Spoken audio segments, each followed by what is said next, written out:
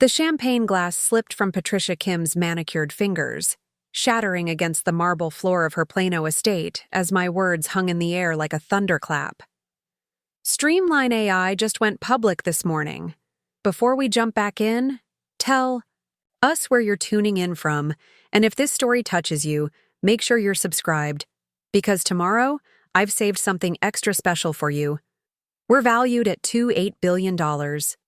Her face drained of color so quickly I thought, she might actually faint right there in front of her perfectly arranged holiday dinner table. The woman who had spent 3 years telling everyone I was just a computer girl playing with gadgets now stared at me with the kind of shock reserved for witnessing miracles or catastrophes. My husband David rushed to steady his mother, but I could see the wheels turning behind his eyes too. The stock options he'd dismissed as monopoly money when I'd tried explaining them years ago suddenly held very real weight. $22 million worth of weight, to be exact. Not that. He knew the precise number yet. That revelation was still coming. My name is Jessica Rodriguez, and 6 months ago I was still being introduced at Kim family gatherings as David's wife who works with computers. The condescension in Patricia's voice whenever she said those words could have powered half of Austin's tech district. What she didn't know, what none of them knew, was that this computer girl had been quietly building one of the most revolutionary workflow automation platforms the business world had ever seen. StreamlineAI started in my cramped apartment bedroom in East Austin 3.5 years ago. While David climbed the corporate ladder at his family's real estate development firm, Kim Properties, I spent my nights and weekends coding solutions to problems that plagued every mid-sized business in America: inefficient workflows, redundant processes, communication breakdowns that cost companies millions annually. I saw patterns where others saw chaos, and I built algorithms that could learn, adapt, and optimize faster than any human team. The irony wasn't lost on me that I was solving efficiency problems for other companies while living in the most inefficient family dynamic imaginable. Every Sunday dinner at the Kim estate in Plano became an exercise in diplomatic endurance. Patricia would hold court at the head of her dining room table, regaling guests with stories of David's latest achievements at Kim Properties, while I sat quietly, my contributions to any conversation either ignored or redirected back to more appropriate topics for women. "Jessica, dear, how's your little computer hobby going?"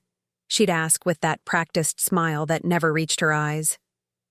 When I'd try to explain the technical challenges I was solving or the clients I was acquiring, her attention would visibly drift. "That's nice, honey.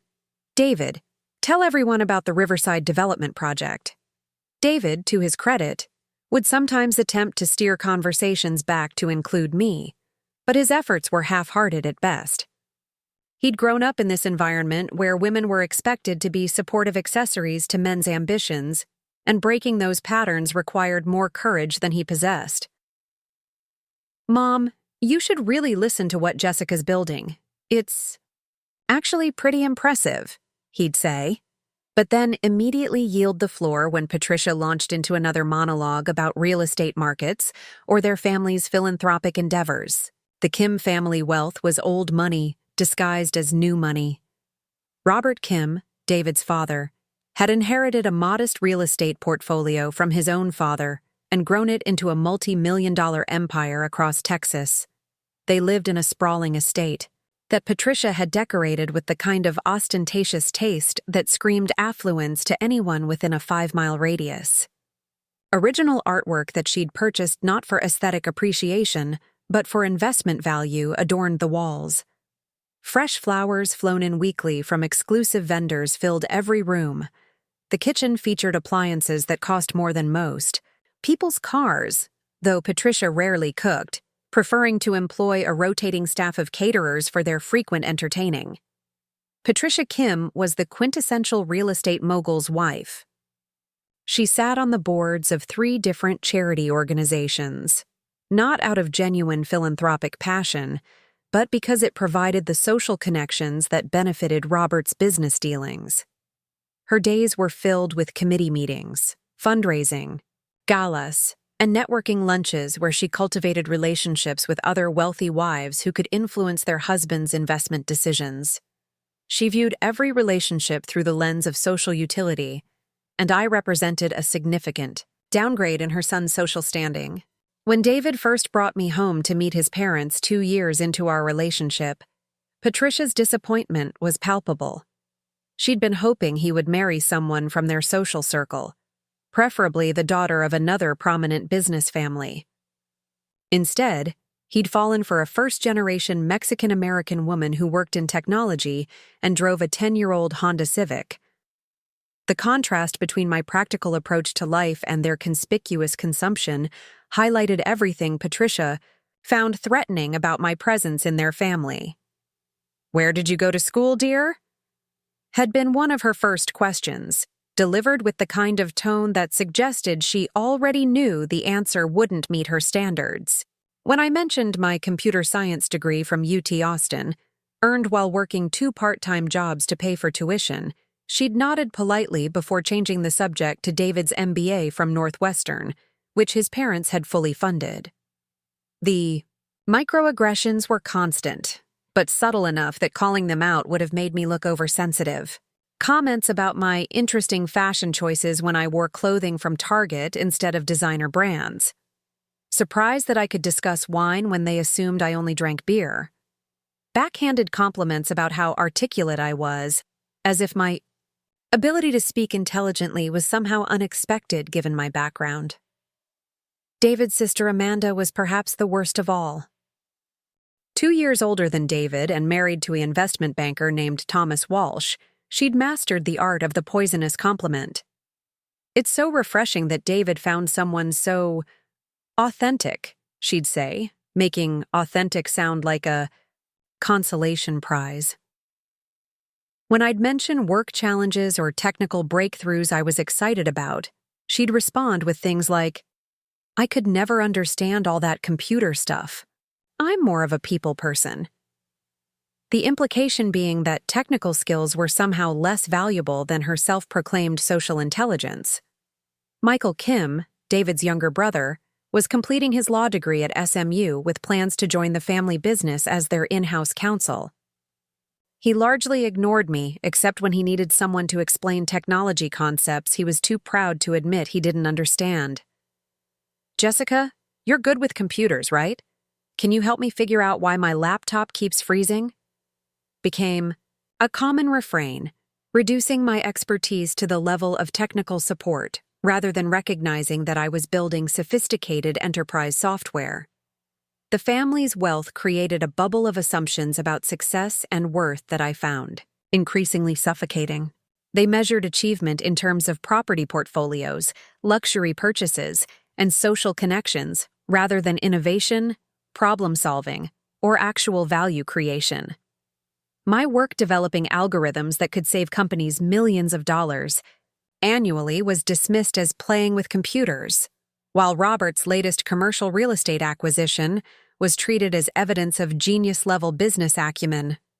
What they never understood was that I wasn't trying to prove myself to them. I was too busy building something that would eventually make their wealth look modest by comparison. While they were focused on moving money around in real estate deals, I was creating entirely new markets and solving problems that affected thousands of businesses across multiple industries. StreamlineAI's early days were challenging in ways that had nothing to do with technology and everything to do with being underestimated. When I pitched to potential investors, I'd often find myself explaining basic concepts that male founders were assumed to understand intuitively. Venture capitalists would ask me if I had a male co-founder or technical advisor, seemingly unable to believe that a woman could both conceptualize and execute complex software architecture.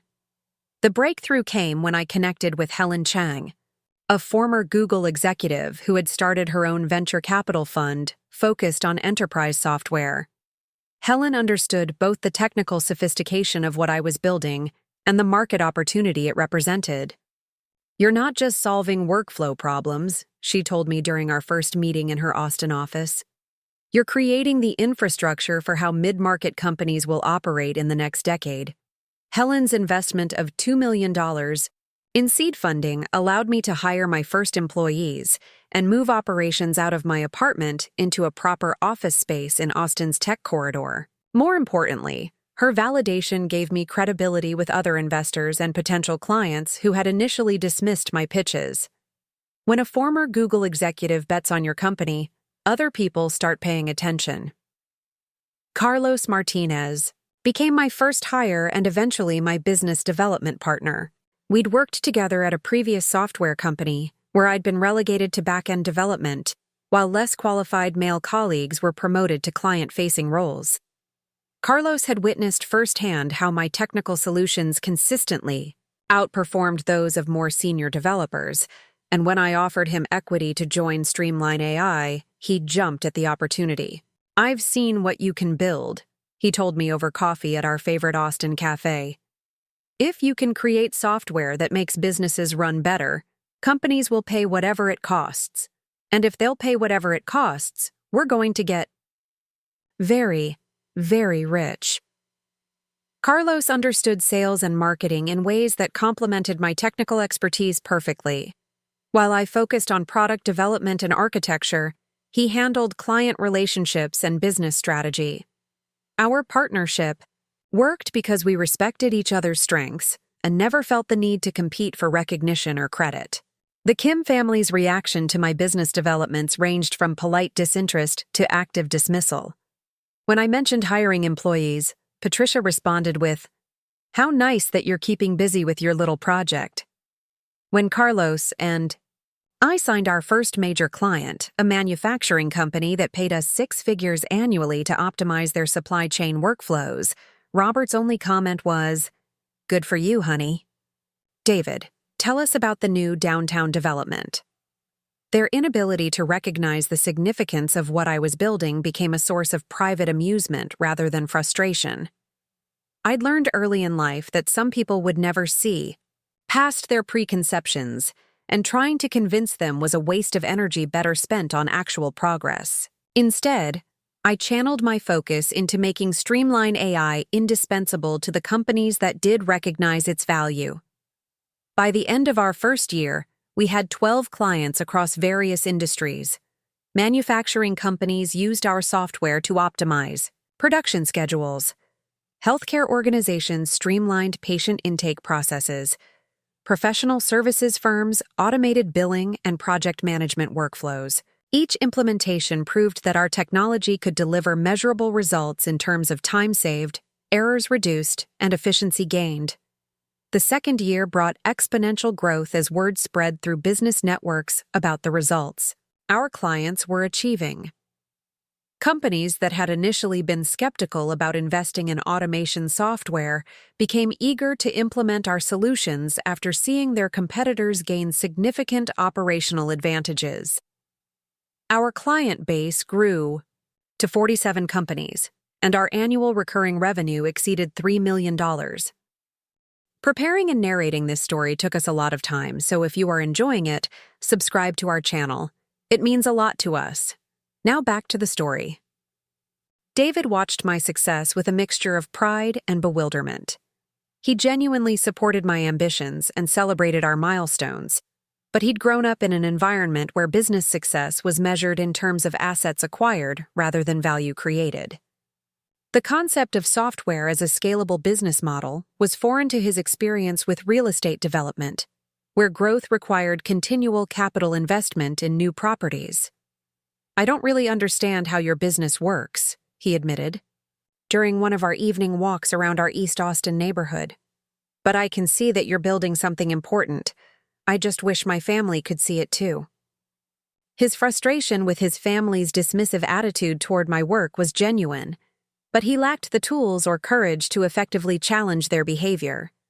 Confronting his mother's condescension would have required him to acknowledge that their family's entire social structure was built on outdated assumptions about gender roles and professional hierarchies. That level of self-examination was beyond his comfort zone. The stock options I'd granted David when we got married represented 5% of the company, a gesture that seemed symbolic at the time but would prove to be worth more than his family's entire real estate portfolio.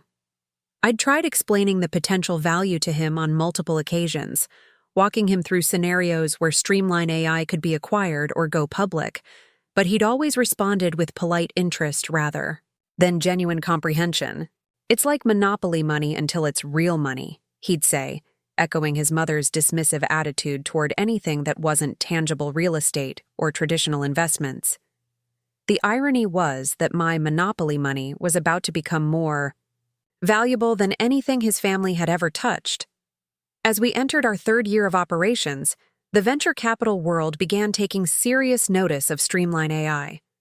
Our combination of rapid growth, impressive client retention rates, and expanding market opportunity made us exactly the kind of investment that top-tier firms competed to lead. Helen Chang arranged introductions with partners at some of Silicon Valley's most prestigious venture capital firms, and suddenly I found myself fielding calls from investors who managed billions of dollars in assets.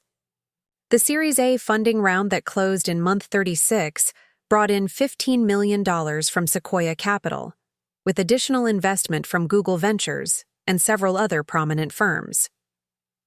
The valuation of $85 million meant that my personal stake in the company was worth approximately $34 million on paper, while David's 5% stake was worth over $4 million. I shared these numbers with David over dinner at our favorite restaurant in downtown Austin, watching his expression shift from casual interest to stunned comprehension as the implications sank in. "Wait, you're saying my stock options are worth $4 million?" he asked, setting down his fork and staring at me with wide eyes. "On paper, yes. And if we continue growing at our current rate, that number will increase significantly over the next few years." I reached across the table and took his hand. "David, this is just the beginning. StreamlineAI is going to be much bigger than anyone in your family realizes." He was quiet for the remainder of dinner, processing information that challenged everything he'd been taught about wealth creation and business success. His family had spent decades building their real estate empire through careful acquisitions and strategic developments, accumulating wealth gradually through traditional investment approaches. The idea that software could create more value in 3 years than real estate could generate in 3 decades was revolutionary to his worldview. When we got home that evening, David called his father to share the news about our Series A funding and the company's new valuation.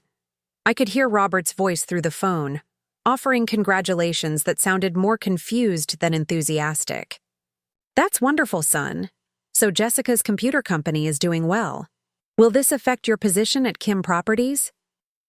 The question revealed everything about how Robert viewed my success.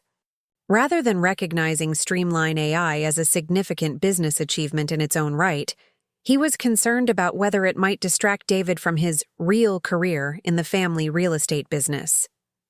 The possibility that my company might eventually be worth more than Kim Properties had never occurred to him. Over the following months, as StreamlineAI's growth continued accelerating and industry recognition increased, the Kim family's attitude toward my work began shifting from dismissive to grudgingly interested.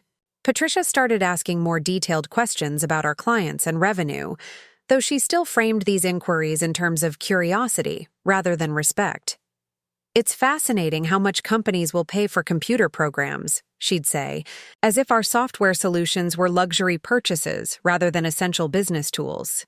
The real change came when Forbes published an article about emerging enterprise software companies, featuring StreamlineAI as one of 5 startups to watch in the coming year. The article included my photograph and quoted me extensively about the future of workplace automation. When Patricia's friends began asking her about her daughter-in-law's company after reading the Forbes piece, her tone shifted noticeably. "Jessica has built quite an impressive little business," she told her bridge club, according to Amanda, who reported the conversation to David with barely concealed jealousy. "We always knew she was talented with computers." The historical revisionism was breathtaking, but I appreciated that she was finally acknowledging my professional existence, even if she was rewriting history to avoid admitting her previous dismissiveness. Amanda's reaction to my growing success was more complex and ultimately more revealing. As someone who had built her identity around social status and traditional markers of feminine achievement, she struggled to process the reality that her technology-focused sister-in-law was accumulating wealth and recognition that dwarfed her own accomplishments. Her husband, Thomas, worked at a prestigious investment bank, but his annual salary was a fraction of what my company was worth on paper. "It must be nice to get lucky with a computer program," she said during one Sunday dinner, her voice carrying an edge that hadn't been there in previous years. "Some people just happen to be in the right place at the right time." The comment revealed her need to diminish my success rather than acknowledge that it resulted from years of hard work, technical expertise, and strategic decision-making.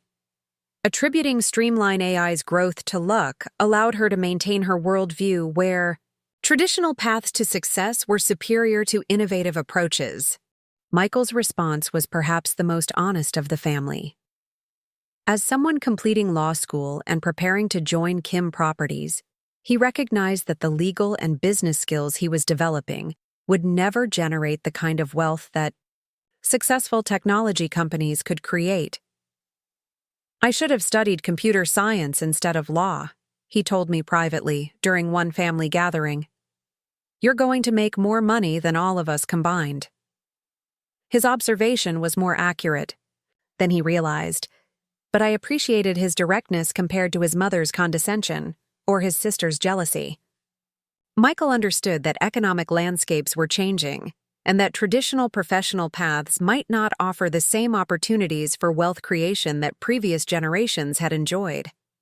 As StreamlineAI approached its fourth year of operations, acquisition offers began arriving from major technology companies interested in integrating our workflow automation capabilities into their existing product suites.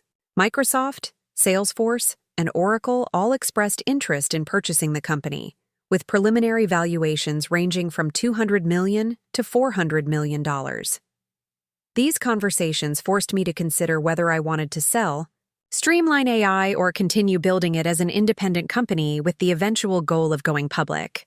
The decision would affect not only my own financial future, but also the value of the stock options I'd granted to David and several key employees who had joined the company in its early stages. Helen Chang advised me to seriously consider the IPO path, arguing that StreamlineAI had the growth trajectory and market position to succeed as a public company. "You've built something that solves real problems for a large and growing market," she explained during one of our strategy sessions in her downtown Austin office. "Companies like yours don't come along often, and when they do, the public markets reward them handsomely." The IPO process would take approximately 18 months from initial planning to actual public offering, assuming we continued hitting our growth targets and market conditions remained favorable. Helen introduced me to investment bankers at Goldman Sachs and Morgan Stanley who specialized in technology IPOs, and their preliminary assessments suggested that StreamlineAI could go public with a valuation between $1 and $3 billion, depending on our performance over the next year. Those numbers meant that my personal stake in the company could be worth anywhere from $400 million to over $1 billion, while David's 5% stake could be worth $50 to $150 million. The magnitude of these potential outcomes was difficult to comprehend, even for someone who had been building toward them for years. I decided not to share the IPO timeline or potential valuations with David or his family until we were closer to actually going public. The Kim family's evolving attitude toward my success had been amusing to observe, but I wanted to see how they would react to the ultimate validation of what they had dismissed as a computer hobby for so many years. The irony was that their dismissiveness had actually been liberating. Because they never took my work seriously, they never tried to interfere with my business decisions or claim credit for my achievements. Their lack of interest gave me complete freedom to build StreamlineAI according to my own vision, without the complications that might have arisen if they had recognized its potential from the beginning. As we entered the final year before our planned IPO, StreamlineAI's momentum continued building. Our client base grew to over 200 companies across 15 different industries. Annual recurring revenue exceeded $25 million. We employed 67 people across offices in Austin, San Francisco, and Chicago. Industry analysts began comparing us favorably to other successful enterprise software companies, and venture capital firms were actively courting us for additional funding rounds that we no longer needed. The Forbes article that had initially caught Patricia's attention was followed by coverage in the Wall Street Journal, TechCrunch, and Harvard Business Review. I was invited to speak at conferences and participate in panel discussions about the future of workplace automation. The computer girl, who had been relegated to quiet corners of family gatherings, was becoming a recognized voice in the technology industry. David watched these developments with growing amazement and pride, but also with some discomfort as he realized that his wife's professional achievements were beginning to overshadow his own career at Kim Properties. He loved me and genuinely celebrated my success, but he'd been raised in an environment where men were expected to be the primary breadwinners and business leaders in their families. "I'm proud of what you've built," he told me one evening as we walked through our East Austin neighborhood, which had gentrified significantly since we'd moved there. "But sometimes I feel like I'm becoming Mr. Jessica Rodriguez instead of you being Mrs. David Kim." His vulnerability was touching, and I understood the challenge he faced in reconciling his upbringing with our evolving reality. "You're not Mr. Jessica Rodriguez," I assured him. "You're David Kim, and you're successful in your own right. We're just successful in different ways." What I didn't tell him was that his stock options were about to make him wealthier than anyone in his family had ever been, regardless of whose name was associated with the success. The IPO that was now just months away would transform both of our lives, but it would also force the Kim family to confront the reality that their dismissive attitude toward my work had blinded them to the most significant wealth creation opportunity they'd ever encountered. The stage was set for a revelation that would reshape every assumption they'd made about success, technology, and the quiet woman they'd underestimated for so many years. The first signs that something fundamental was shifting in the Kim family dynamics appeared during what should have been a routine Sunday dinner at their Plano estate. Patricia had prepared her usual elaborate spread, complete with her prized china and crystal glasses that she reserved for special occasions. The table was set for 8, accommodating the core family plus Thomas Walsh, Amanda's investment banker husband, who usually dominated conversations with market analysis and financial predictions. What made this particular evening different was the way conversations kept circling back to technology stocks and startup valuations. Thomas had been tracking several recent IPOs in the enterprise software space, and his commentary revealed a growing awareness that significant wealth was being created in sectors the Kim family had traditionally ignored. "The margins on these software companies are incredible," Thomas explained to Robert, gesturing with his wine glass for emphasis. "Once they build the product, every additional customer is almost pure profit. Real estate will always be solid, but the scalability just isn't there compared to tech." I watched Patricia's expression carefully as Thomas continued his analysis. For someone who had spent years dismissing technology as incomprehensible gadgetry, she was paying unusually close attention to discussions about software valuations and recurring revenue models. Her questions were becoming more sophisticated, moving beyond polite curiosity toward genuine interest in understanding how technology companies generated wealth. "Jessica, dear, remind me again how many companies use your software?" she asked during a lull in Thomas's monologue. The question itself wasn't unusual, but her tone had lost some of its condescending edge. She was actually listening for the answer, rather than simply waiting for an opportunity to change the subject. "We're serving about 230 companies now across various industries," I replied, noting how David straightened slightly in his chair. He'd been tracking our client growth more closely lately, finally beginning to understand the significance of our expansion. Manufacturing, healthcare, professional services, logistics. The demand has been growing faster than we anticipated. And they pay monthly fees for this? Robert interjected, his businessman's instincts engaging with concepts he could relate to. Recurring revenue was something he understood from his real estate portfolio, where rental properties generated consistent monthly income. Annual contracts mostly, with monthly or quarterly payment options depending on the client's preferences. The average contract value has been increasing as companies expand their usage of our platform.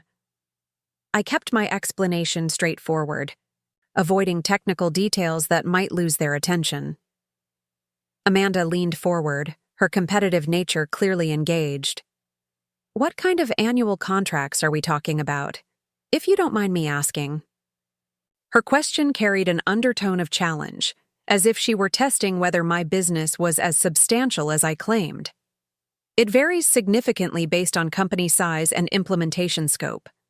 Our smallest clients pay around $50,000 annually, while our largest enterprise clients pay upward of $500,000 per year. The numbers landed with more impact than I'd expected, creating a moment of silence around the table. Michael was the first to break the quiet, his legal training helping him process the mathematical implications. So, with 230 clients averaging, maybe $150,000 each, you're looking at annual revenue somewhere around $35 million. His calculation was reasonably accurate, though he was underestimating our average contract value.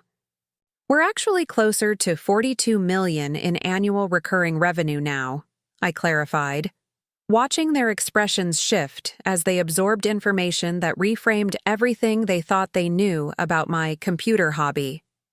Thomas whistled, softly, his investment banking background giving him context for what those revenue numbers meant in terms of company valuation. At those multiples, assuming decent margins and growth rates, you're looking at a company worth several $100 million easily, maybe more. The conversation that followed revealed how dramatically the family's perception of my work was evolving. Patricia began asking detailed questions about our client retention rates, growth projections, and expansion plans. Robert wanted to understand our competitive advantages and barriers to entry. Even Amanda seemed genuinely interested in learning about our marketing strategies and customer acquisition costs. David sat quietly through most of this discussion, processing information that was transforming his understanding of what we'd been building together. His 5% stake in StreamlineAI wasn't just symbolic appreciation for his support during the early years. It represented ownership in a business that was generating more annual revenue than most of the commercial properties in his family's real estate portfolio. The shift in family dynamics became more pronounced over the following weeks. Patricia began mentioning my work to her social circle, describing StreamlineAI in terms that suggested pride rather than mere tolerance. When her Bridge Club friends asked about her children's careers, she started including me in her responses, rather than focusing exclusively on David's role at Kim Properties. My daughter-in-law has built quite an impressive technology company, she told her friend Margaret during a conversation I overheard while visiting their house. They serve hundreds of businesses across the country. It's remarkable what young people can accomplish with computers these days. The historical revisionism was breathtaking. 3 months earlier, she'd been referring to my work as playing with gadgets. Now she was presenting herself as someone who had always recognized and supported my entrepreneurial efforts. But I found her newfound respect preferable to her previous dismissiveness, even if it was motivated primarily by financial recognition rather than genuine appreciation for innovation. Amanda's adjustment was more complex and revealing. As someone whose identity was built around traditional markers of success and social status, she struggled to reconcile her previous superiority with the reality that her sister-in-law was building something far more valuable than anything she'd achieved. Her husband's investment banking salary, while substantial, paled in comparison to the equity value I was accumulating through StreamlineAI's growth. I've been thinking about learning more about technology, she mentioned during one family gathering. her tone suggesting this was a casual observation rather than a fundamental shift in her worldview. Thomas says there are so many opportunities in the sector right now. Her comment revealed an internal struggle between maintaining her established identity and adapting to changing economic realities. The traditional paths to wealth and status that had served previous generations were being disrupted by technological innovation, and she was beginning to recognize that her dismissive attitude toward technology might have been strategically short-sighted. Michael's response was more direct and honest. As someone preparing to start his career, he had fewer preconceptions to overcome and could see more clearly how economic landscapes were shifting. "I should have asked you for advice years ago," he told me privately during one family dinner. "I'm about to graduate with a law degree that will help me make a decent living, but you've built something that could make you incredibly wealthy. I completely misunderstood what you were doing." His acknowledgement meant more to me than Patricia's revisionist pride or Amanda's grudging interest. Michael was recognizing that innovation and technical expertise were creating opportunities that traditional professional paths couldn't match, and he was honest enough to admit his previous misconceptions. The venture capital community's growing interest in StreamlineAI provided external validation that even the Kim family couldn't ignore. When Andreessen Horowitz reached out about leading our Series B funding round, the conversation represented more than just capital investment. Mark Andreessen himself participated in the pitch meeting, discussing how workflow automation was transforming entire industries and how StreamlineAI was positioned to capture significant market share. The Series B round closed at a pre-money valuation of $350 million, with Andreessen Horowitz investing $25 million alongside existing investors. The post-money valuation of $375 million meant that my personal stake in the company was now worth approximately $150 million on paper, while David's 5% stake had grown to over $18 million. I shared these numbers with David over dinner at Uchi, one of Austin's most exclusive restaurants, watching his face as he processed information that was reshaping his understanding of our financial situation. "My stock options are worth $18 million? He asked, his voice barely above a whisper. "Based on the current valuation, yes. And David, this is still just the beginning. We're planning to go public within the next 12 to 18 months. If the IPO goes well, these numbers could increase dramatically." He set down his chopsticks and stared at me across the table, his expression mixing amazement with something that looked like apprehension. "Jessica, I don't think you understand what this means for my family. My parents have spent their entire lives building Kim properties, and you've created more value in 4 years than they've accumulated in 30. His observation was accurate, but I could see that the implications made him uncomfortable. David had been raised to believe that wealth came through careful accumulation over decades, not through the explosive growth that successful technology companies could achieve. The idea that his wife had become the primary generator of wealth in their relationship challenged fundamental assumptions about gender roles and professional hierarchies that had shaped his worldview. "Does this change how you feel about us?" I asked, reaching across the table to take his hand. "About our marriage?" "No," he replied quickly, then paused to consider the question more carefully. "Maybe. I don't know. I'm proud of what you've built, and I love you.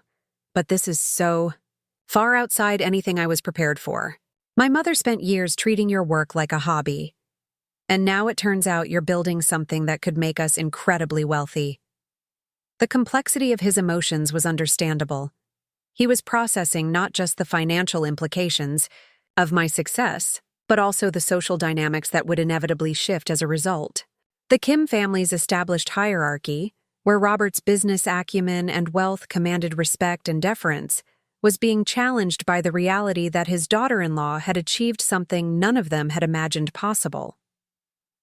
Over the following months, as news of our Series B funding spread through Austin's business community and beyond, the external recognition of StreamlineAI's success began affecting how the Kim family was perceived in their social circles. Patricia's friends started asking detailed questions about my company during their charitable events and social gatherings.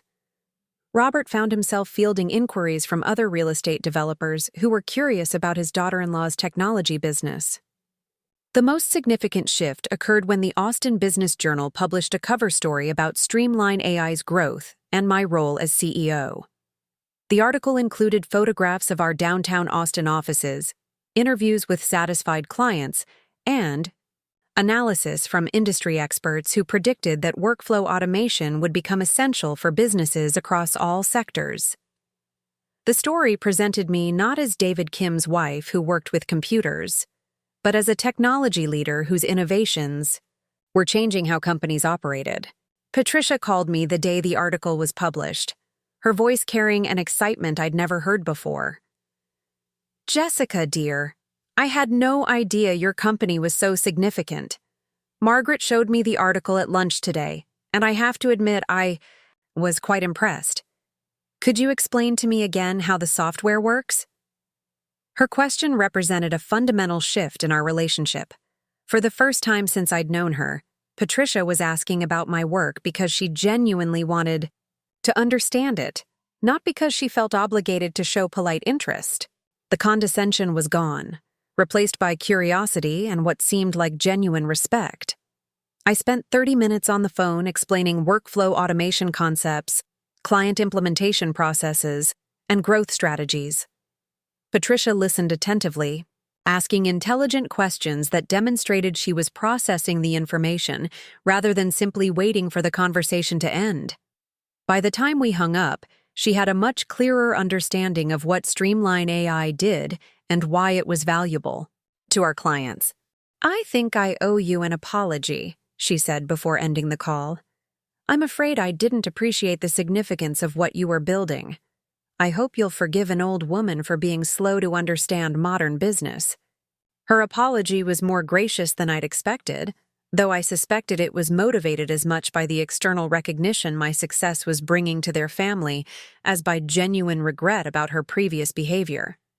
Regardless of her motivations, I appreciated that she was acknowledging her misconceptions and making an effort to engage more respectfully with my work. Amanda's adjustment proved more challenging and psychologically complex. The Austin Business Journal article had mentioned that I was one of the youngest female CEOs to achieve such rapid growth in the enterprise software sector, positioning me as a role model for women in technology. Amanda, who had built her identity around being the successful daughter in the Kim family, struggled to reconcile this public recognition with her previous dismissive attitude toward my career.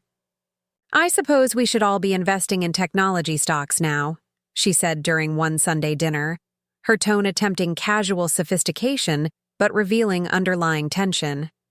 "Thomas has been looking at some opportunities in the sector." Her comment reflected a broader pattern of trying to maintain relevance in conversations about business and wealth creation that were increasingly centered around technology rather than traditional investments. As someone whose understanding of business was limited to conventional approaches like real estate and banking, she found herself at a disadvantage in discussions about software companies, venture capital, and IPO valuations. Thomas, meanwhile, was becoming genuinely interested in the technology sector from a professional perspective. His investment banking background gave him tools for analyzing software companies that his in-laws lacked, and he began tracking StreamlineAI's progress with the kind of attention he usually reserved for clients. "Your growth metrics are exceptional," he told me privately during one family gathering. "If you ever need connections in the banking world for an IPO or acquisition, I'd be happy to make introductions." His offer represented a significant shift in how he viewed my business. Previously, Thomas had treated my work as an interesting novelty that might eventually become profitable. Now he was recognizing StreamlineAI as the kind of company that investment banks competed to represent in major financial transactions. Robert's evolution was perhaps the most interesting to observe. As someone whose business success had been built through careful analysis of market conditions, property values, and investment timing, he possessed instincts that translated well to evaluating technology companies once he understood their business models. His questions about StreamlineAI became increasingly sophisticated, focusing on competitive advantages, market size, and scalability factors that would determine long-term success. The recurring revenue model is brilliant, he told me during one conversation about business strategy. Once you solve a problem for a company, they have to keep paying you every year or their operations fall apart again. That's much more predictable than real estate transactions. His analysis revealed that he was beginning to understand why technology companies could achieve valuations that seemed disproportionate compared to traditional businesses. The combination of recurring revenue, scalable software delivery, and large addressable markets created opportunities for wealth creation that real estate development couldn't match. As StreamlineAI approached its 5th year of operations, the IPO planning process began in earnest. Helen Chang connected me with investment banking teams at Goldman Sachs and Morgan Stanley who specialized in technology IPOs.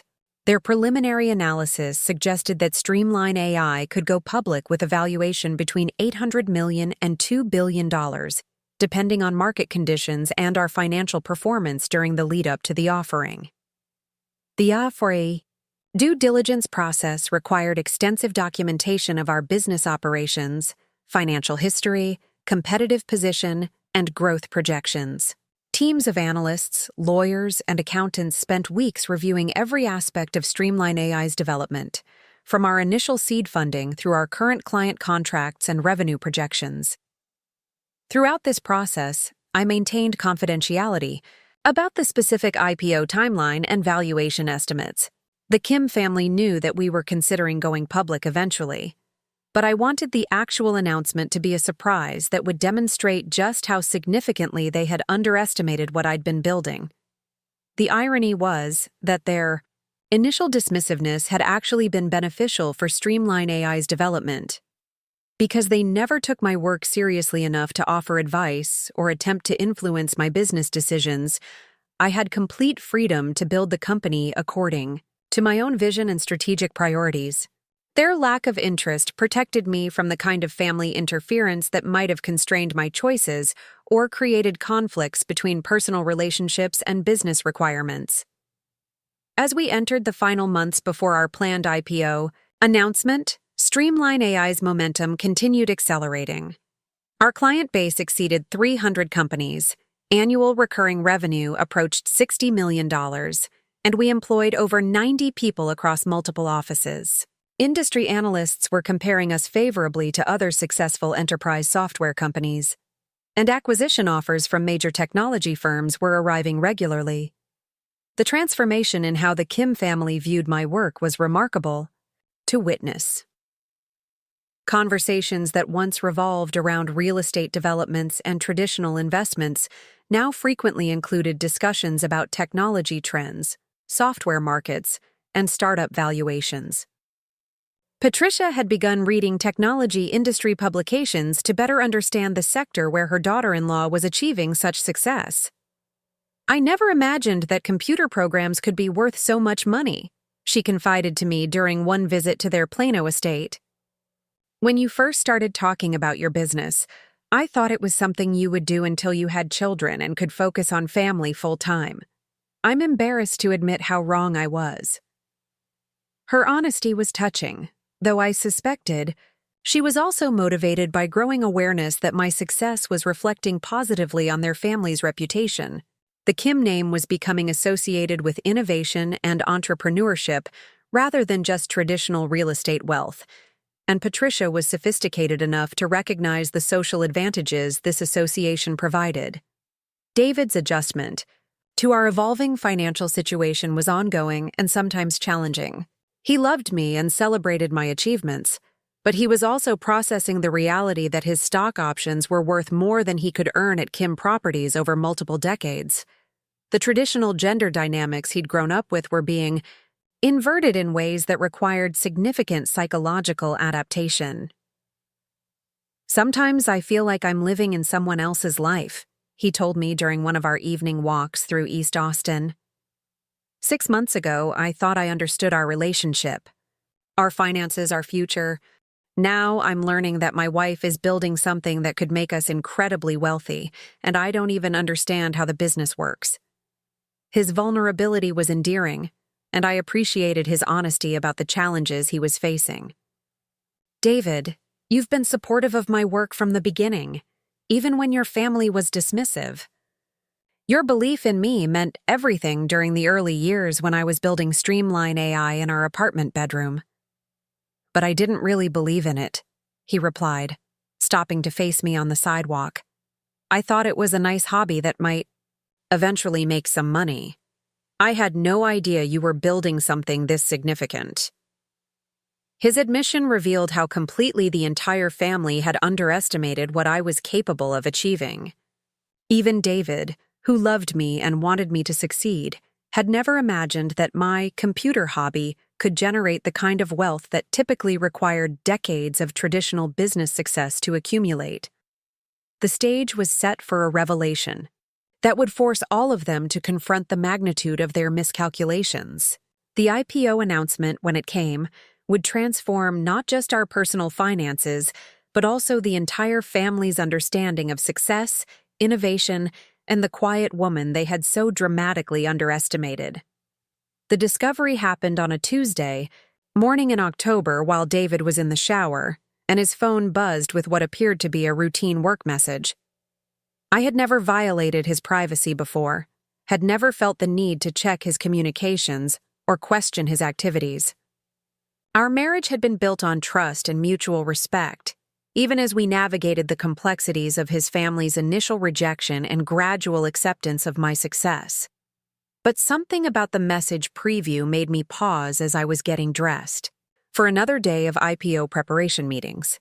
The sender was listed as V, and the preview text read, "Can't wait to celebrate with you when the announcement happens." This changes everything for us.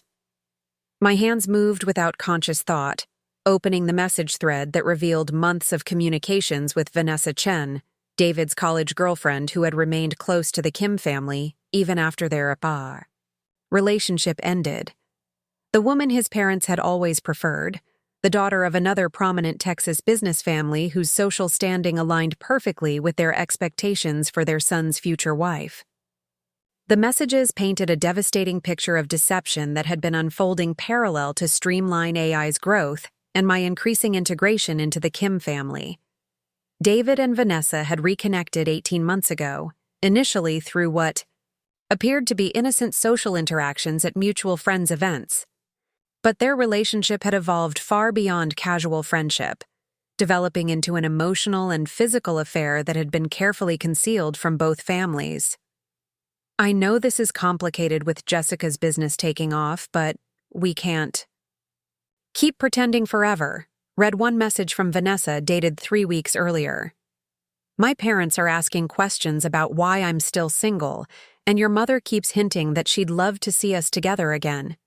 David's response revealed the depth of his betrayal and the calculated nature of their deception. I need to wait until after the IPO announcement. Jessica's company is going public soon, and the timing has to be right.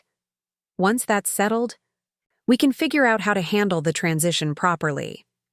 The word transition hit me like a physical blow. They weren't discussing whether to leave their respective situations, but rather how to manage the logistics of David divorcing me and marrying Vanessa. The IPO wasn't just a professional milestone for me. It was the financial event they were waiting for to ensure David could leave our marriage with maximum economic benefit. Further reading revealed that Vanessa was pregnant, expecting their child in approximately 4 months. The timeline meant that their affair had been ongoing during some of StreamlineAI's most critical growth periods, including the Series B funding round and the early stages of IPO planning. While I had been working 18-hour days to build something extraordinary, David had been building a secret life with the woman his family had always wished he'd married instead of me. The most crushing discovery was a message thread between David and his mother discussing their plans. Patricia wasn't just aware of the affair. She was actively encouraging it and providing strategic advice about timing and public relations management. "Vanessa has always been perfect for you, darling," Patricia had written in a message dated 2 months ago. "I know Jessica has done well with her computer business, but success in business doesn't necessarily translate to being the right wife for our family. Vanessa understands our world in ways that Jessica never will." Her response revealed the fundamental truth about the Kim family's attitude toward me. Despite their recent expressions of respect for my professional achievements, they still viewed me as an outsider whose success couldn't compensate for my failure to fit their social expectations. My technology company might be worth hundreds of millions of dollars, but I would never be the daughter-in-law they truly wanted. Robert's involvement was more subtle, but equally damaging. Messages between him and David discussed the financial implications of divorce timing, specifically how David's stock options in StreamlineAI could be protected and maximized through strategic legal maneuvering. "You need to be careful about how the divorce is structured," Robert had advised in one message. "Those stock options could be worth a fortune if her company goes public successfully. Make sure you get proper legal advice about community property laws and equity compensation."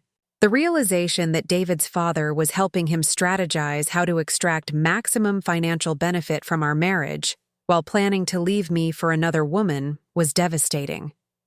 They weren't just betraying me personally, they were calculating how to profit from the business I had built while systematically excluding me from their family's future. Amanda's messages in the thread were perhaps the most revealing about the family's true feelings. "I never understood why David settled for Jessica in the first place," she had written to her mother. "Vanessa has always been so much more appropriate for our family. The timing is actually perfect now that Jessica's business is successful. David can benefit financially from the divorce settlement and still end up with the wife he should have married originally." Her casual cruelty was breathtaking. She was discussing the destruction of my marriage as if it were a strategic business decision, calculating how her brother could maximize his personal and financial outcomes while discarding me once I had served my purpose as a wealth generator. Michael's participation in the conspiracy was limited but present. Messages showed that he was aware of David's affair and the family's plans, but had chosen not to warn me or object to their deception. His silence represented a betrayal of its own, particularly given our recent conversations where he had expressed admiration for my business achievements and personal integrity. The most damaging discovery was a document attachment in one of David's messages to his father. A draft post-nuptial agreement prepared by the Kim family's attorney, designed to limit my claims on David's stock options while ensuring he retained maximum value from StreamlineAI's IPO. The document was sophisticated and ruthless, using legal technicalities to argue that his equity compensation was separate property despite being granted during our marriage. I photographed every message, every document, every piece of evidence that revealed the scope of their deception. The irony wasn't lost on me that the same methodical approach I used for building StreamlineAI was now being applied to documenting the betrayal of the people I had trusted most completely. The business implications were staggering. David's 5% stake in StreamlineAI, worth approximately $25 million based on our current private valuation, could be worth $50 to $100 million or more following a successful IPO. The Kim family wasn't just planning to end my marriage. They were positioning themselves to benefit enormously from the financial success of the company I had built, while they dismissed my work as a hobby. What made their betrayal even more calculated was the timing. They had waited until StreamlineAI was on the verge of going public, ensuring that David's stock options would reach maximum value before initiating divorce proceedings. If they had acted earlier, his equity stake would have been worth significantly less. Their patience revealed the coldly strategic nature of their planning. The emotional devastation was compounded by professional concerns about how a divorce scandal might affect StreamlineAI's IPO process. Investment banks and institutional investors conducted extensive due diligence on company leadership, and personal turmoil involving the CEO could potentially impact their confidence in the offering. The Kim family's timing threatened not just my personal happiness but also the culmination of years of professional effort. I spent the remainder of that morning in my home office, ostensibly reviewing IPO documentation while actually processing the magnitude of what I had discovered. The sounds of David finishing his shower and preparing for work felt surreal against the backdrop of learning that our entire marriage had become a facade designed to maximize his financial benefit from my success. When he kissed me goodbye before leaving for Kim Properties, his affection felt like performance art. "Have a good day with the Goldman Sachs team," he said, squeezing my shoulder in what had once seemed like genuine support.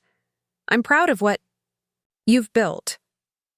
His words carried new meaning now that I understood they came from someone who was calculating how to extract maximum value from my achievements while planning to abandon me for another woman.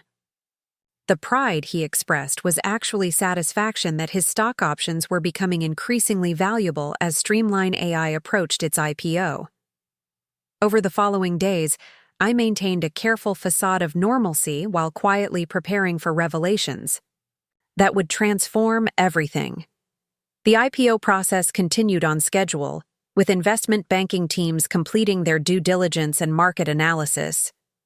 Goldman Sachs projected that StreamlineAI could go public with a valuation between $1.2 and $2.8 billion, depending on market conditions and investor appetite for enterprise software companies. Those numbers meant that my personal stake in the company would be worth between $480 million and over $1 billion, while David's 5% stake would be worth $60 to $140 million. The Kim family's betrayal was positioned to be one of the most lucrative deceptions in recent memory, assuming their plans proceeded without interference. But I had no intention of allowing their plans to proceed smoothly. The same strategic thinking that had built StreamlineAI into an industry-leading company was now focused on ensuring that their betrayal would be exposed in the most devastating possible manner. They had underestimated me for years, dismissing my capabilities while benefiting from my success. Their final miscalculation would be assuming that I would accept their deception passively. The IPO announcement was scheduled for the following month, coinciding with StreamlineAI's 5th anniversary and what should have been a celebration of everything we had accomplished together. Instead, it would become the moment when the Kim family's betrayal was exposed and their carefully calculated plans collapsed under the weight of their own deception. I began making discreet inquiries about divorce attorneys who specialized in high-net-worth cases involving equity compensation and stock options. The legal complexities of dividing assets that included pre-IPO equity stakes required sophisticated expertise, particularly when one party had been planning strategic deception while the other had been building the value they were attempting to appropriate. The attorney I selected, Maria Santos, had extensive experience with technology company divorces and understood both the financial and strategic implications of timing equity divisions around IPO events. "Your husband's stock options were granted during your marriage as compensation for his support of your business efforts," she explained during our confidential consultation. "Regardless of any post-nuptial agreements they might try to impose, those equity stakes represent community property under Texas law." Her analysis revealed that the Kim family's legal strategy was flawed in fundamental ways. Their attempt to characterize David's stock options as separate property would fail. Under scrutiny, particularly given the documented evidence I possessed of his knowledge and involvement in StreamlineAI's development, the post-nuptial agreement they were preparing would likely be unenforceable due to issues of disclosure, consideration, and potential duress. More importantly, Maria identified strategic opportunities for protecting StreamlineAI's IPO process, while ensuring that David's betrayal would be exposed at the most impactful moment. If we file divorce proceedings immediately before or during the IPO announcement, we can seek emergency injunctions preventing him from disposing of or transferring his equity stakes. The court filings will become public record, which means their Entire deception will be exposed precisely when they expected to benefit most from it. The poetic justice of this timing was irresistible. The IPO announcement that was meant to culminate years of professional achievement would also become the moment when personal betrayal was revealed and justice was served. The Kim family had waited for maximum financial impact from their deception. I would ensure they experienced maximum reputational and emotional impact from its exposure. As StreamlineAI's IPO announcement approached, the Kim family's excitement became increasingly apparent. Patricia began planning what she described as a celebration dinner for the family, clearly anticipating that the public offering would represent a financial windfall that elevated their social status significantly. She had no idea that the same event would expose her son's affair and her own involvement in planning my betrayal. David's behavior became increasingly strained as the announcement date approached. He was simultaneously excited about the financial implications of going public and anxious about managing the timing of his planned deception. His conversations with me became more forced, his affection more obviously performative. He was counting down days until he could abandon our marriage while retaining maximum benefit from my success. "Are you nervous about the IPO?" he asked one evening as we sat in our living room, his question carrying undertones I now understood differently. He wasn't concerned about my emotional state. He was assessing whether I suspected anything about his plans. "Not nervous exactly," I replied, watching his expression carefully. "More like anticipating. This announcement will change everything for both of us." My words carried double meaning that he couldn't detect, but I took satisfaction in their accuracy. The IPO would indeed change everything, just not in the way he expected. Amanda's excitement was more transparent and materialistic. During family dinners, she began making comments about how David's stock options would transform their family's wealth and social position. "It's incredible to think that Jessica's little computer company is going to make us all rich," she said during one Sunday meal, her tone revealing that she viewed my professional achievements primarily in terms of their benefit to the Kim family. Her attitude perfectly encapsulated their fundamental misconception. They saw StreamlineAI's success as something that happened to benefit them, rather than something I had created through years of innovation and strategic execution.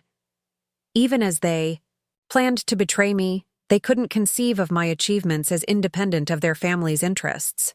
The final piece of evidence I needed came through Carlos Martinez, my business development partner, who had remained loyally focused on StreamlineAI's growth throughout the IPO preparation process. During a conversation about post-IPO expansion plans, he mentioned that David had approached him about potential opportunities in the technology sector. He seemed really interested in learning more about the industry, Carlos told me over coffee at our usual Austin cafe. Asked a lot of questions about how equity compensation works at startups, and how founders typically structure their ownership stakes. I thought it was strange since he's never shown much interest in tech before. Carlos's observation revealed that David had been researching technology industry practices not to better understand my work, but to optimize his strategy for extracting value from our divorce. He was conducting due diligence on his own betrayal, ensuring that he understood the financial mechanisms well enough to maximize his benefit from ending our marriage. The irony was that all of his research was irrelevant, because he fundamentally misunderstood both the legal framework governing community property in Texas and my willingness to accept his deception passively. His stock options were community property regardless of his strategic planning, and his betrayal would be exposed at the moment when it could cause maximum damage to his reputation and family relationships. As the IPO announcement date arrived, I felt a strange calm settle over me. The same focus and determination that had built StreamlineAI was now channeled toward ensuring that justice was served and truth was revealed. The Kim family had spent years underestimating my capabilities. Their final and most devastating miscalculation was assuming that I would allow their betrayal to proceed without consequences. The stage was set for revelations that would expose not just David's affair, but the entire family's involvement in planning my deception and their calculating attitude toward my professional success. The IPO that was meant to represent the culmination of my achievements would also become the moment when their betrayal was revealed and their carefully constructed plans collapsed completely. Patricia's champagne glass was waiting to be filled with celebration that would turn to devastation. David's stock options were about to become evidence in divorce proceedings rather than the foundation for his new life with Vanessa.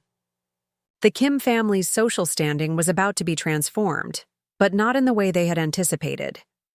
The computer girl they had dismissed for so many years was about to demonstrate that underestimating her had been the most expensive mistake of their lives. The morning of December 15th dawned crisp and clear in Austin, with the kind of brilliant winter sunshine that makes Texas winters deceptively pleasant. I stood in my home office at 5:30 a.m., reviewing the final presentation materials for what would become the most significant day in StreamlineAI's history and the most devastating day in the Kim family's carefully constructed world of privilege and deception. The New York Stock Exchange opening bell would ring in exactly 4.5 hours, marking StreamlineAI's debut as a publicly traded company with the ticker symbol SLAI. Goldman Sachs had priced our initial public offering at $42 per share, valuing the company at $1 billion. My personal stake of 40% meant that I would be worth approximately $840 million when trading began, while David's 5% stake would be valued at $105 million. What David didn't know as he slept peacefully in our bedroom was that Maria Santos had already filed divorce papers with the Travis County District Court, along with emergency motions seeking injunctive relief to prevent him from transferring, selling, or otherwise disposing of his StreamlineAI equity stakes. The court documents detailed his affair with Vanessa Chen, his family's involvement in planning the deception, and their calculated strategy for maximizing financial benefit from betraying me. The timing was precise and deliberate.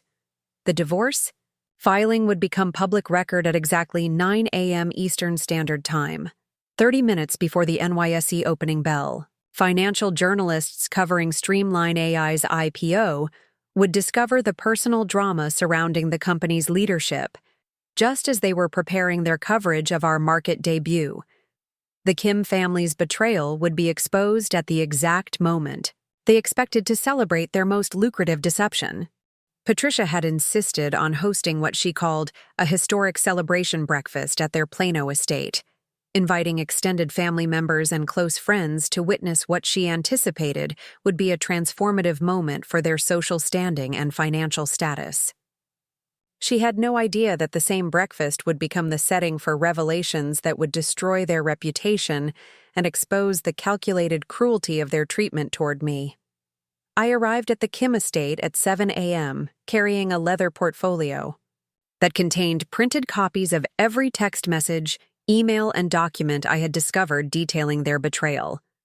David had left earlier to handle some last-minute arrangements at Kim Properties, unknowingly giving me the opportunity to confront his family before he could attempt damage control or spin their deception. The house was already bustling with catering staff preparing an elaborate spread for the anticipated celebration. Patricia had hired her favorite event planning company to transform their dining room into what she described as a setting worthy of our family's achievement. Fresh flowers filled every available surface, champagne chilled in silver buckets throughout the house, and a photographer had been engaged to document what Patricia expected would be a joyous family milestone. "Jessica, darling, you look absolutely radiant." Patricia greeted me with the kind of theatrical enthusiasm she reserved for occasions when she wanted to demonstrate her sophistication to hired staff. "Today is going to be such a special day for all of us. I can hardly believe my daughter-in-law is about to become a billionaire." Her words carried the possessive tone that had always irritated me, as if my achievements were somehow family accomplishments rather than the result of my individual effort and innovation. But today, her appropriation of my success would be exposed for what it truly was, a calculated strategy for extracting maximum benefit while planning my betrayal. Amanda arrived with Thomas and their 2 young children, her excitement barely contained as she discussed how David's stock options would affect their family's financial position. "I've been researching waterfront properties in the Hamptons," she confided to her mother, while I pretended to review emails on my phone. "Thomas thinks we should consider expanding our investment portfolio now that we'll have access to serious capital."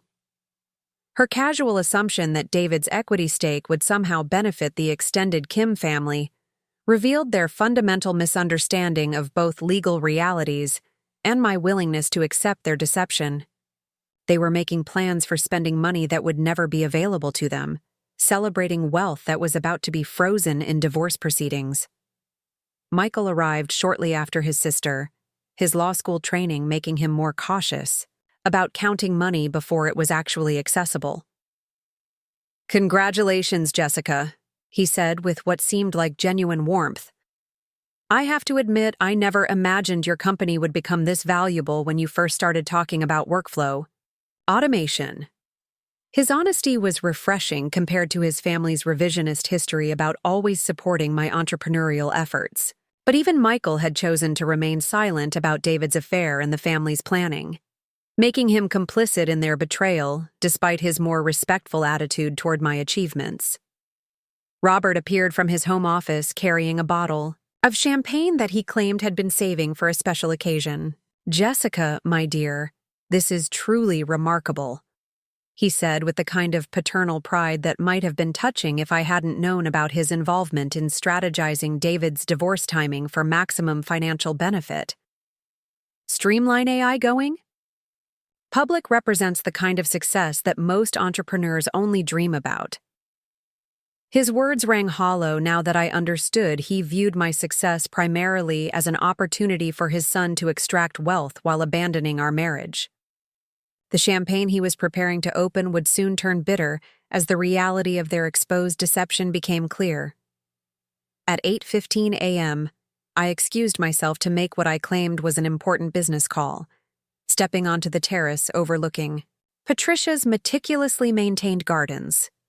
Instead of calling anyone, I opened my laptop and accessed the Travis County District Court's electronic filing system, confirming that the divorce papers and emergency motions had been processed and would become public record in exactly 45 minutes. Maria Santos had structured the legal filings to maximize their impact on both the Kim family's reputation and David's financial position. The emergency motions detailed not just his affair with Vanessa Chen, but also the family's involvement in planning the deception and their calculated timing strategy. Patricia's text messages encouraging the affair were quoted extensively, as were Robert's communications about protecting David's stock options through strategic divorce timing. The court documents also included financial analysis demonstrating that David's StreamlineAI equity represented community property earned during our marriage, regardless of any post-nuptial agreements the Kim family might attempt to impose. Maria had anticipated their legal strategy and systematically dismantled their arguments before they could even present them. When I returned to the dining room, the family was gathered around Patricia's oversized television, watching CNBC's pre-market coverage of notable IPOs scheduled for the day. StreamlineAI was featured prominently, with financial analysts discussing our growth trajectory, market opportunity, and potential valuation range. The coverage was overwhelmingly positive, emphasizing our strong competitive position and experienced leadership team. "Look at that," Amanda said, pointing at the screen where my photograph appeared alongside StreamlineAI's logo. "Our Jessica is going to be on television all day today. This is so exciting for the whole family." Her use of the possessive "our Jessica" perfectly encapsulated their attitude toward my success. They viewed my achievements as family assets, to be celebrated and leveraged, never recognizing that their treatment of me had been consistently dismissive and often cruel. The disconnect between their current enthusiasm and their historical behavior was staggering. David arrived at 8:45 a.m., his timing unfortunately perfect for witnessing the destruction of his carefully planned deception. He kissed me on the cheek with practiced affection his performance of devoted husband becoming more desperate as the moment of exposure approached. "How are you feeling about today?" he asked, his voice carrying undertones of anxiety that I now understood differently. "Excited," I replied honestly. "Today is going to change everything for both of us." My words were completely accurate, though not in the way he anticipated. At exactly 9 a.m. Eastern Standard Time, my phone buzzed with a news alert from the Austin Business Journal. The headline read, "StreamlineAI CEO files for divorce hours before IPO, alleges affair and family conspiracy." The article had been published simultaneously with the court filings becoming public record, ensuring maximum media coverage of the Kim family's betrayal. I watched David's face as he received the same news alert on his own phone, his expression shifting from confusion to comprehension to panic in the space of seconds. The color drained from his cheeks as he realized that his secret affair and his family's involvement in planning our divorce had been exposed at the worst possible moment. "Jessica," he said, his voice barely above a whisper, "we need to talk privately." "I don't think we do," I replied calmly, setting down my coffee cup and opening the leather portfolio I had brought with me. "But I think your family deserves to understand exactly what you've been planning while pretending to celebrate my success." The room fell silent as I began distributing printed copies of text messages between David and Vanessa Chen, communications between David and his parents about affair timing and financial strategy, and the draft post-nuptial agreement designed to minimize my claims on community property. Each family member received a complete documentation package of their involvement in the deception. Patricia was the first to speak, her voice shaking as she scanned the evidence of her own participation in planning my betrayal. "Jessica, dear, I think there's been some kind of misunderstanding. These messages are taken out of context." "Which context would make encouraging your son's affair and helping him plan strategic divorce timing more acceptable?" I asked, my voice remaining steady despite the earthquake of emotions beneath the surface. "The context where you've spent years dismissing my work while calculating how to benefit from its success." Amanda's reaction was more explosive and revealing. "You had no right to go through David's private messages," she said, her voice rising with indignation. "This is a violation of privacy, and it's probably illegal." Her response perfectly demonstrated the Kim family's approach to accountability. Rather than addressing their deception, she was attacking my methods for discovering it. The idea that their betrayal might be morally wrong seemed less important to her than protecting their privacy while planning my destruction. Robert attempted damage control with the kind of smooth talking that had probably served him well in real estate negotiations. "Jessica, I understand you're upset, but we're all family here. These kinds of personal matters should be discussed privately, not aired in public forums." "We're not family," I replied, echoing words that had become meaningful to me. "Your text messages make it clear that I was never truly accepted as family, despite years of trying to earn your respect. I was useful as long as I was generating wealth you could benefit from, but disposable once David was ready to marry the woman you actually wanted as a daughter-in-law." The television continued broadcasting CNBC's coverage of StreamlineAI's IPO in the background, creating a surreal contrast between the public celebration of my professional achievements and the private revelation of personal betrayal. Financial analysts were discussing the company's bright future, while the family who had dismissed my work for years confronted evidence of their calculated cruelty. Michael was the only family member who seemed genuinely ashamed of their behavior. "Jessica, I want you to know that I never supported this plan," he said quietly. "I should have warned you when I found out what was happening." "But you didn't," I replied, appreciating his remorse while recognizing that his silence had made him complicit in their deception. "You chose family loyalty over basic honesty, which makes you part of the betrayal regardless of your personal feelings about it."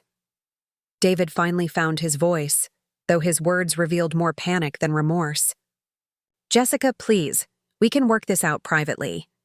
The divorce filing is going to hurt StreamlineAI's stock price. Your own wealth is going to be affected by this publicity. His concern for the company's valuation rather than the marriage he had betrayed perfectly illustrated his priorities. Even in the moment of exposure, he was calculating financial implications rather than acknowledging the emotional damage he had caused. His primary worry was that his stock options might lose value due to negative publicity rather than remorse about his affair or his family's involvement. StreamlineAI will be fine, I said confidently.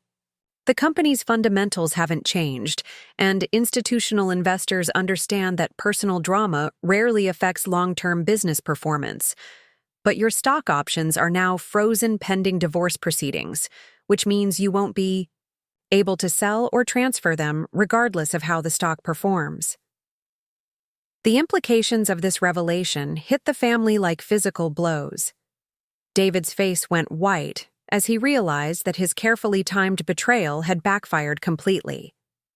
Instead of maximizing his benefit from the IPO, he had ensured that his equity stake would be tied up in legal proceedings for months or potentially years.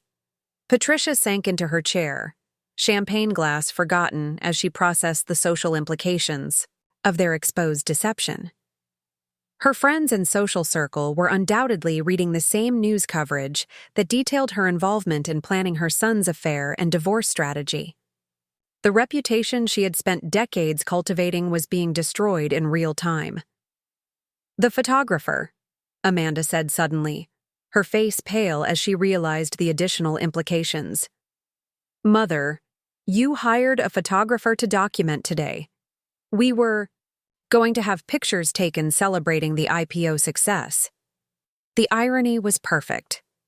Patricia had arranged professional documentation of what she expected to be their moment of triumph, but instead, the photographer would capture their family's destruction as their betrayal was exposed.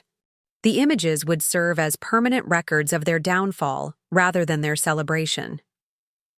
At 9:30 a.m. Eastern Standard Time, the New York Stock Exchange opening bell rang, and StreamlineAI began trading as a public company. The stock opened at $51 per share, 21% above the IPO price, indicating strong investor demand and confidence in the company's prospects. Within the first hour of trading, the share price had climbed to $57, valuing the company at over $4 billion.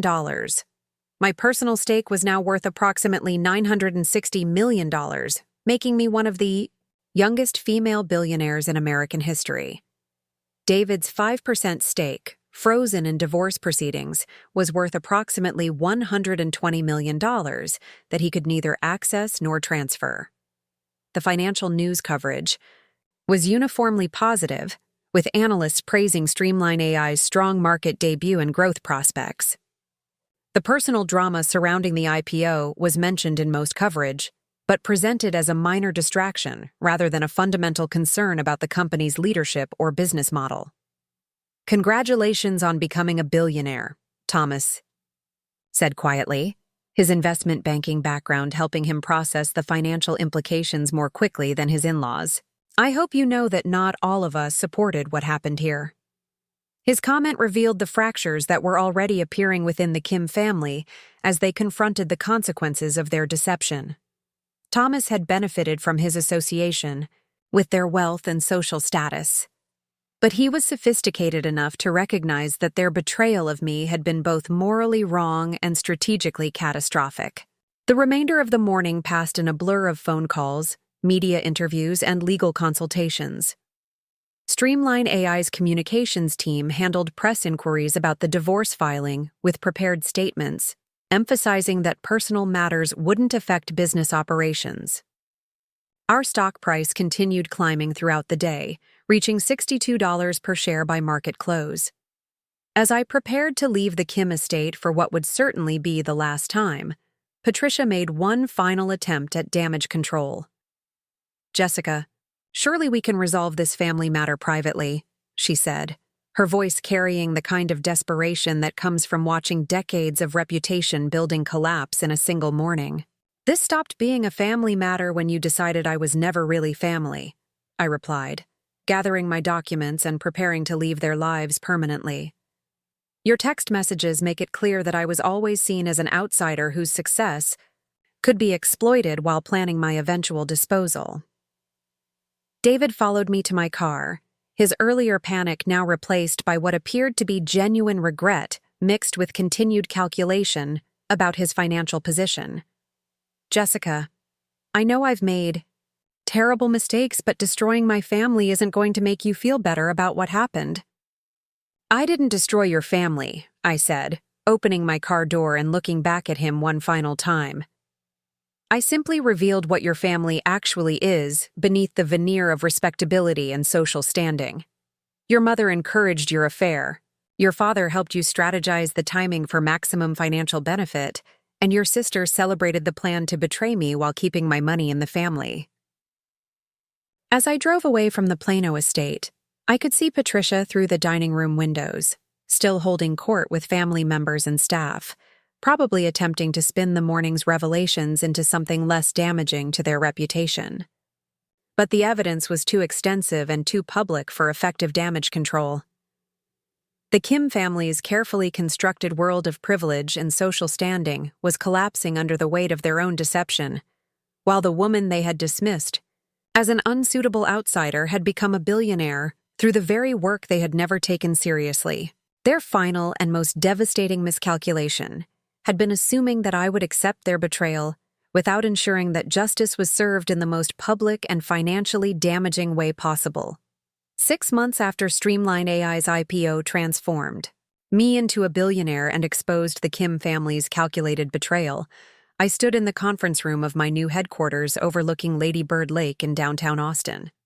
The panoramic windows offered a spectacular view of the city's skyline, a daily reminder of how dramatically my world had changed since that morning when Patricia's champagne glass shattered against her marble floor. StreamlineAI's stock had stabilized at $78 per share, giving the company a market capitalization of over $3 billion. My personal net worth had crossed the $2 billion threshold, making me not just one of the youngest female billionaires in American history, but also one of the most closely watched technology leaders in the enterprise software space. Forbes had featured me on their cover with the headline, "The Automation Queen: How Jessica Rodriguez Built a Billion-Dollar Empire While Her In-Laws Planned Her Betrayal." The divorce proceedings had concluded 3 weeks earlier with a settlement that reflected both the legal realities of community property law and the strategic advantages created by David's documented deception. His 5% stake in StreamlineAI, now worth approximately $150 million, had been divided according to Texas community property statutes. I retained 60% of his equity value, while he received 40%. Along with responsibility for all legal fees and court costs associated with the proceedings. More satisfying than the financial resolution was the complete vindication of my position through the legal discovery process. David's affair with Vanessa Chen had been documented in excruciating detail, including hotel receipts, travel records, and communications that revealed the relationship had been ongoing for nearly 2 years. The Kim family's involvement in planning, the timing and strategy of our divorce had been thoroughly exposed, with Patricia's text messages and Robert's financial advice creating an indisputable record of their calculated cruelty. The social consequences for the Kim family had been swift and devastating. Patricia's resignation from 3 charity boards had been accepted immediately, with organizations distancing themselves from the scandal surrounding her documented involvement in planning her son's affair and divorce strategy. Robert's real estate development business had lost 2 major investors who cited concerns about his family's integrity and judgment.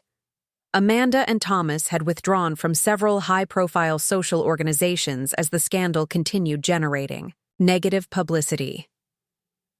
David himself had become something of a pariah in Austin's business community, where the story of his betrayal and strategic miscalculation had become legendary. His position at Kim Properties had become untenable as clients, and partners questioned his trustworthiness and judgment. Within 4 months of the IPO, He had resigned from the family business and relocated to Dallas with Vanessa and their newborn daughter, seeking anonymity that proved elusive given the continued media interest in their story. The most poetic element of their downfall was the financial calculation that had motivated their entire deception. David's 40% share of his original equity stake was worth approximately $60 million, a substantial sum by any measure. However, had he remained married to me and avoided the affair entirely, his full 5% stake would have been worth $150 million. His betrayal had cost him $90 million in addition to destroying his reputation and family relationships. Meanwhile, StreamlineAI had thrived beyond even my most optimistic projections. The company's public status had accelerated our growth dramatically, providing access to capital markets and institutional customers that transformed our competitive position. Our client base had expanded to over 800 companies across 23 countries, with annual recurring revenue approaching $200 million. We employed over 400 people across offices in Austin, San Francisco, London, and Singapore. The personal satisfaction of professional vindication was matched by the unexpected opportunities that came with billionaire status and public recognition.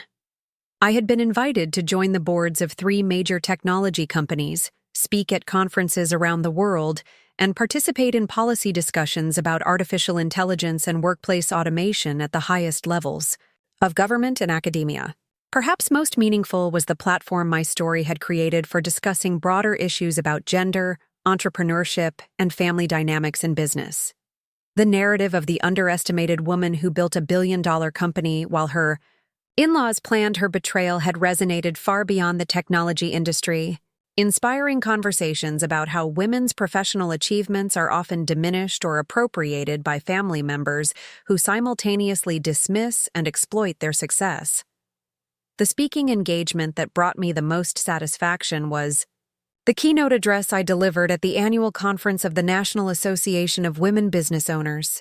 Standing before an audience of 500 female entrepreneurs, I shared the complete story of StreamlineAI's development and the Kim family's betrayal, emphasizing that success often requires not just building something valuable, but also protecting it from people who would exploit your achievements while undermining your confidence. The most dangerous adversaries aren't always competitors in the marketplace, I told the audience. Sometimes they're the people closest to you, who smile at your face while calculating how to benefit from your work and discard you when convenient. Trust your instincts, document everything, and never apologize for protecting what you've built. The response was overwhelming, with dozens of women approaching me afterward to share similar stories of family members, spouses, or business partners who had attempted to appropriate their professional achievements while questioning their capabilities. The pattern was disturbingly common. Women building successful businesses while dealing with relatives who simultaneously dismissed their work and positioned themselves to benefit from its success. One conversation particularly stayed with me. Sarah Chen, a biotech entrepreneur from San Diego, described how her husband's family had spent years treating her pharmaceutical research as an expensive hobby, while secretly consulting lawyers about how to claim ownership of her patents in the event of divorce. Her story was eerily similar to mine, with in-laws who combined condescension with calculated financial planning. Reading about your situation gave me the courage to confront what was happening in my own marriage, she told me. I realized that their dismissive attitude wasn't just annoying, it was strategic. They wanted me to feel insecure about my work, so I wouldn't protect it properly when they decided to claim it. These conversations reinforced my conviction that sharing my story publicly had been the right decision, despite the personal cost of exposing painful family dynamics. The response from women entrepreneurs around the world suggested that the Kim family's behavior represented a broader pattern of how successful women's achievements are often diminished and exploited by people who should be their strongest supporters. The legal precedent established by my divorce case had also created opportunities to help other women facing similar situations. Maria Santos, the attorney who had represented me so effectively, had begun specializing in cases involving the theft, or appropriation of women's intellectual property and business assets by family members. Her practice had grown dramatically as more women recognized that their business achievements might be vulnerable to exploitation by relatives who had access to confidential information about their work. Your case changed everything about how we approach these situations, Maria explained during one of our follow-up consultations. The documentation you provided and the strategic timing of the revelations created a template for protecting women's business assets from family members who would exploit their trust and access. The Kim family's attempts at rehabilitation had been largely unsuccessful, hampered by the extensive documentation of their deception and the continued public interest in their story. Patricia had hired a public relations firm to help restore her reputation, but their efforts were undermined by the regular appearance of new details about the family's behavior. Media outlets continued investigating the story, uncovering additional examples of their calculating approach to personal relationships and financial opportunities. Robert's real estate business had never recovered from the initial scandal, with several major development projects canceled as investors withdrew support.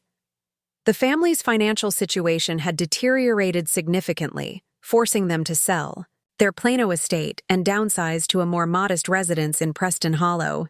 The symbolic impact of Patricia losing her carefully curated home, where she had held court for decades, seemed fitting given her central role in planning my betrayal. Amanda and Thomas had relocated to New York, where Thomas hoped his investment banking career could recover from the association with his in-laws scandal. However, the story had been extensively covered in financial media, making it impossible for him to escape the connection entirely. Their social circle had contracted significantly as former friends distanced themselves from the ongoing controversy. The most unexpected development was Michael's decision to reach out to me directly, seeking both personal reconciliation and professional advice. His law school education had been completed under the shadow of his family's scandal, making his job search more challenging than anticipated. When he contacted me 6 months after the divorce was finalized, his message was both apologetic and pragmatic. "Jessica, I know I don't deserve your consideration after failing to warn you about what was happening," he wrote in his email. "But I wanted you to know that I've always respected what you built with StreamlineAI, and I'm ashamed of my family's behavior. If you're ever willing to meet for coffee, I'd like to apologize in person and ask for your advice about starting my career with integrity rather than following my family's example." His request intrigued me, partly because his law degree and understanding of technology issues could be valuable for StreamlineAI's expanding legal needs, but mostly because his acknowledgement of wrongdoing and desire for redemption seemed genuine. We met at a neutral coffee shop in downtown Austin, where his remorse appeared authentic and his understanding of his family's failures was more sophisticated than I had expected. "I've spent months thinking about how we treated you and why I didn't speak up," he said during our conversation. "The truth is that I was raised to prioritize family loyalty over individual integrity, and I didn't have the courage to challenge that pattern when it mattered most. But watching the consequences of our choices has taught me that loyalty without honesty isn't actually loyalty at all." His insight impressed me, and after several additional conversations, I offered him a position as StreamlineAI's Associate General Counsel, focusing on intellectual property and employment law. His family name had become associated with betrayal and calculation, but his individual commitment to ethical behavior seemed genuine, and his legal skills were exactly what our growing company needed. The decision to hire Michael created some internal controversy within StreamlineAI, with several employees questioning whether I could trust someone whose family had orchestrated such a devastating betrayal. Carlos Martinez, my longtime business development partner, was particularly skeptical about the decision. "I understand the desire to forgive, but bringing him into the company creates risks we don't need to take," Carlos argued during one of our leadership team meetings. "His family destroyed your marriage and tried to steal your wealth. How can we be sure he won't follow their example if it becomes advantageous?" His concerns were reasonable, But my interactions with Michael had convinced me that his remorse was genuine and his commitment to ethical behavior was sincere. More importantly, his understanding of both law and technology made him uniquely qualified to help StreamlineAI navigate the complex legal challenges that came with our rapid growth and international expansion. People shouldn't be condemned forever for their family's mistakes, especially when they're working actively to make better choices, I explained to the leadership team. Michael's legal expertise is exactly what we need, and his personal experience with the consequences of unethical behavior makes him less likely to repeat those mistakes. The decision proved correct as Michael's work ethic and legal acumen quickly established him as one of our most valuable team members. His handling of international contract negotiations and intellectual property protection strategies had been exemplary, and his commitment to transparent communication had helped rebuild trust with colleagues who had initially been skeptical about his hiring. The broader impact of my story had extended far beyond personal vindication or business success. Academic researchers had begun studying the Kim family case as an example of how traditional gender roles and social expectations could create environments where women's professional achievements were systematically undermined by family members, who appeared supportive while actually calculating how to exploit their success. Dr. Rachel Morrison, a sociologist at the University of Texas who specialized in gender and entrepreneurship, had published a paper analyzing the patterns revealed in my divorce proceedings. Her research identified what she termed strategic dismissal, a phenomenon where family members consistently minimize women's professional achievements while simultaneously positioning themselves to benefit financially from those same achievements.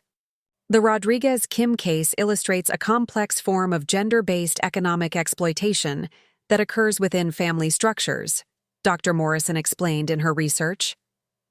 The victim's professional capabilities are systematically undermined through condescension and dismissiveness, while the exploiters simultaneously gather information and make strategic plans to appropriate the financial benefits of her work. Her analysis had resonated with women's rights organizations and business advocacy groups, leading to new educational programs designed to help female entrepreneurs recognize and protect themselves from family-based exploitation. The National Women's Business Center had developed workshops specifically addressing how to maintain professional boundaries with family members who might have ulterior motives regarding successful women's businesses. The personal healing process had been more complex than the professional vindication. While the public exposure of the Kim family's betrayal had provided satisfying justice, rebuilding my emotional life after such devastating personal betrayal required significant time and therapeutic support. The counselor I worked with specialized in helping successful women navigate relationship trauma that was complicated by wealth and professional achievement. Your situation is particularly challenging because the betrayal was both personal and financial, Dr. Jennifer Walsh explained during one of our sessions. Your husband and his family weren't just planning to end your marriage, they were strategically calculating how to maximize their financial benefit from the business you built while they dismissed your capabilities. The therapeutic process had helped me understand that the Kim family's behavior reflected their own insecurities and limitations, rather than any deficiency in my character or achievements. Their inability to appreciate innovation and technical expertise had blinded them to the value I was creating, while their obsession with traditional social status had prevented them from recognizing that economic landscapes were changing in ways that made their old assumptions obsolete. 2 years after the IPO and divorce, I had begun dating again. Though the experience of being a billionaire technology CEO presented unique challenges in forming genuine romantic connections. The men I met through professional networks often seemed more interested in my wealth and status than in my personality or interests, while men from outside the technology industry sometimes felt intimidated by my achievements and public profile. The relationship that developed most naturally was with Dr. James Kim, a professor of artificial intelligence at Stanford University, who had been consulting for StreamlineAI on our machine learning initiatives. Despite sharing a surname with My ex-husband's family, James, was Korean American with no connection to the Texas Kims, and his academic background gave him both intellectual confidence and genuine appreciation for technical innovation. I have to admit, I was curious about dating someone whose story I'd read about in Forbes. He told me during one of our early dinners in Palo Alto. But what impressed me most was reading your actual research papers on workflow optimization algorithms. Most people focus on the business success story, but the technical innovation is what really demonstrates your capabilities. His ability to appreciate both my professional achievements and personal character without being intimidated or opportunistic felt refreshingly authentic after years of dealing with people who had ulterior motives regarding my success. Our relationship developed slowly and carefully, with both of us being cautious about mixing personal feelings with professional collaboration. The anniversary of StreamlineAI's IPO provided an opportunity to reflect on how completely my life had been transformed by the events of that December morning when Patricia's champagne glass shattered against her marble floor. The company had exceeded every growth projection. My personal wealth had continued increasing as our stock price appreciated, and the personal vindication of exposing the Kim family's betrayal had provided closure that allowed me to move forward with confidence and optimism. The annual shareholders meeting that commemorated our second year as a public company drew over 300 attendees, including institutional investors, industry analysts, and business journalists, who continued, following StreamlineAI's progress. My opening remarks focused on the company's achievements and future growth prospects, but I concluded with personal reflections on the journey that had brought us to this point. 2 years ago, there were people who dismissed StreamlineAI as a computer hobby that might eventually make some money, I told the audience. Today, we're a $3 billion company that serves nearly 1,000 businesses across 4 continents. The lesson isn't just about the importance of believing in innovative ideas, but also about protecting your work from people who would exploit your achievements while undermining your confidence. The response was enthusiastic, with sustained applause that reflected not just appreciation for StreamlineAI's financial success, but also recognition of the broader story about perseverance, innovation, and justice that had captured global attention. Several audience members approached me afterward to share their own experiences with family members or business partners who had attempted to appropriate their professional achievements. As I drove home to my new house in the hills west of Austin, I reflected on the strange turns that life could take and the unexpected ways that betrayal could become the catalyst for greater success and personal growth. The Kim family had intended to exploit my achievements while discarding me when convenient, but their betrayal had ultimately freed me from relationships that were constraining my potential and exposed their deception in ways that provided both personal vindication and professional advantages. The computer girl they had dismissed for so many years had become a billionaire technology leader whose story inspired women around the world to protect their achievements and demand respect for their capabilities. Their most devastating miscalculation hadn't just been underestimating my business acumen or my willingness to fight back. It had been failing to recognize that their betrayal would become the catalyst for achievements that exceeded even my own most ambitious expectations. Up next, you've got 2 more standout stories right on your screen. If this one hit the mark, you won't want to pass these up. Just click and check them out.